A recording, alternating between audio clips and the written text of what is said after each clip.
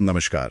आज की इस गहन पड़ताल में आपका स्वागत है। नमस्कार। आज हमारे पास सोर्स के तौर पर है Haryana registration and regulation of societies act 2012 का टेक्स्ट। जी। तो मिशन क्या है? मतलब इस जरूरी कानून की जो बेसिक बातें हैं उन्हें समझना है। ये है क्या असल में, हरियाणा में इसकी जरूरत क्यों पड़ी, और हाँ, कुछ शुरुआती जो अहम परिभाषाएं हैं वो क्या हैं। हाँ, ये काफी काम का हो सकता है शायद उन लोगों के लिए जो हरियाणा में कोई क्लब या एनजीओ या कोई समूह शुरू करने का सोच रहे हो। बिल्कुल। तो चलिए इसे खोलते हैं फिर। ये एक्ट है 2012 का, एक्ट नंबर 1, और 28 मार्च 2012 को ये लागू हुआ था। अच्छा। इसका मुख्य मकसद है, देखिए हरियाणा में ना बहुत अलग अलग मकसदों वाली सोसाइटीज होती हैं, जैसे कला, चैरिटी, शिक्षा, खेल, विज्ञान। हाँ, और यहाँ तक कि राजनीतिक शिक्षा को बढ़ावा देने वाली संस्थाएं भी। तो इन सबके रजिस्ट्रेशन और उनके कामकाज को मतलब कंट्रोल करने के लिए एक सिंगल कानून बनाना। शायद पहले अलग अलग नियम रहे होंगे, अब ये एक अम्ब्रेला एक्ट है। बिल्कुल सही कहा। और यहाँ मतलब ध्यान देने वाली बात यह है कि इसका दायरा कितना फैला हुआ है, सिर्फ चैरिटी या शिक्षा तक ही सीमित नहीं है। हाँ वही, खेल से लेकर राजनीतिक शिक्षा तक सब कुछ इसमें आ गया। जी। और एक खास कानून का होना ये दिखाता है कि सरकार इन अलग अलग तरह के ग्रुप्स में पारदर्शिता, अच्छी गवर्नेंस और वो अपने घोषित लक्ष्यों को पूरा करें, इसके लिए रेगुलेशन को कितना जरूरी मानती है। अच्छा। ये कहीं ना कहीं एक, आप कह सकती हैं, संगठित और जवाबदेह नागरिक समाज मतलब ऑर्गेनाइज सिविल सोसाइटी बनाने की कोशिश से जुड़ता है। हाँ, ये बात तो है।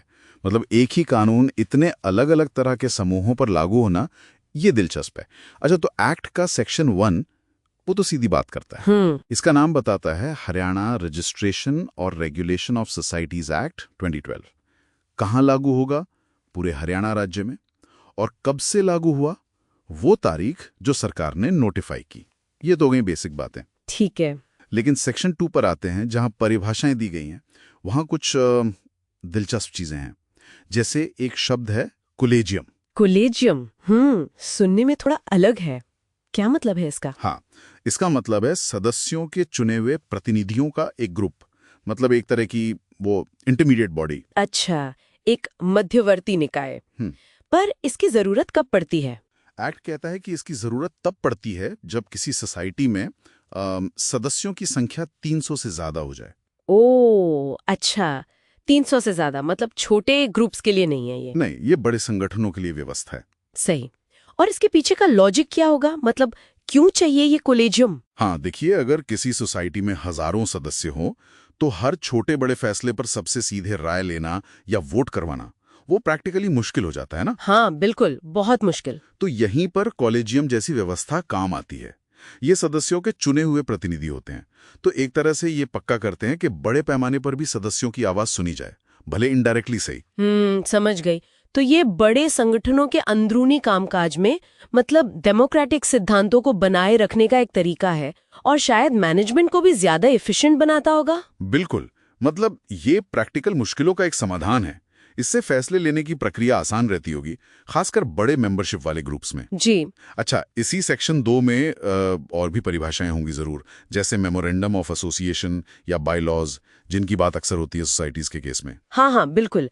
मेमोरेंडम ऑफ एसोसिएशन तो किसी भी सोसाइटी की नींव है, समझिए। अच्छा। कैसे? उसमें सोसाइटी का नाम, पता, उसके मुख्य उद्देश्य क्या हैं, और जो पहले सदस्य हैं या गवर्निंग बॉडी के सदस्य, उनके नाम वगैरह, ये सब बेसिक जानकारी होती है।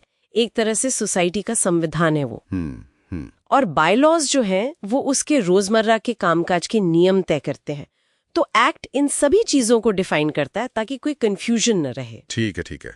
तो इस सब का निचोड़ क्या निकाले? हमने देखा कि ये जो हरियाणा सोसाइटीज एक्ट 2012 है, ये राज्य में बहुत तरह के समूहों के लिए, कला से लेकर राजनीतिक शिक्षा तक, एक कानूनी ढांचा देता है। हाँ, 2012 में लागू हुआ। और हमने कॉलेजियम जैसी एक खास व्यवस्था को समझा जो बड़े संगठनों में प्रतिनिधित्व के लिए है, और मेमोरेंडम जैसे जरूरी डॉक्यूमेंट्स का भी जिक्र किया। जी।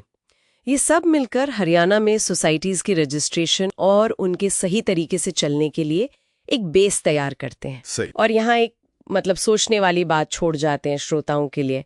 जैसा हमने देखा, ये एक्ट दान से लेकर राजनीतिक शिक्षा तक के क्षेत्रों में शामिल सोसाइटीज को रेगुलेट करने का लक्ष्य रखता है। हाँ, ये पॉइंट अहम है। तो ये एक जरूरी सवाल खड़ा करता है कि राज्य जो रेगुलेशन है, मतलब नियंत्रण की जरूरत है, उसको लोगों के समूह बनाने की आजादी यानी फ्रीडम ऑफ एसोसिएशन के साथ कैसे बैलेंस करता है। खासकर तब जब राजनीतिक शिक्षा जैसी थोड़ी सेंसिटिव श्रेणी वाली सोसाइटीज भी इसके दायरे में आती हों। ये संतुलन कैसे साधा जाता है, ये एक ऐसा पहलू है जिस पर श्रोता खुद सोच विचार कर सकते हैं। बिल्कुल सही कहा, एक महत्वपूर्ण सवाल है ये। तो चलिए, इस गहन पड़ताल में शामिल होने के लिए धन्यवाद। धन्यवाद।